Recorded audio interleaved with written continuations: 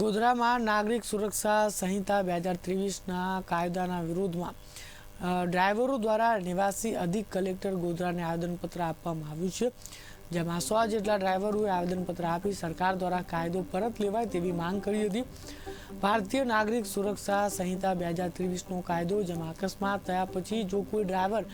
ગાડી મૂકીને ફરાર થઈ જાય તો તેને 10 વર્ષની સજા તથા 10 લાખ સુધીનો દંડ આપવાનો કાયદો પસાર કરવામાં આવ્યો છે। ત્યારે આવેદનપત્ર આપતા કહ્યું કે આ કાયદો ડ્રાઈવર ભાઈઓ જોખમી સાબિત થાય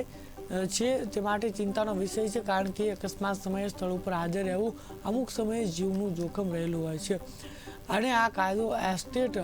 હોલ્ડરની કન્સલ્ટન્ટ વગર ઉતાવળે લાવવામાં આવ્યો છે, જે બિલને ભારત સરકાર દ્વારા પરત લેવામાં આવે તેવી માંગ સાથે આવેદનપત્ર આપવામાં આવ્યું હતું। તમામ ટ્રક ડ્રાઈવર કલેક્ટર શ્રીની ઓફિસે આવેલા કે આવેદનપત્ર આપવા કે ભાઈ અમારો આ જે કાયદો અમલમાં આવવાનો છે તેના વિરુદ્ધ અમે આવેદનપત્ર કલેક્ટરશ્રીને આપેલો। તેઓ અમને સહયોગ આપ્યો કે ભાઈ અમે આ વાત આગળ સુધી પહોંચાડશું અને જો આ કાયદો અમલમાં આવશે તો ભાઈ તમામ ડ્રાઈવર ડ્રાઇવિંગ છોડી આ ગાડીઓ પછી બંધ થઈ જશે અને બીજી વાત એ કે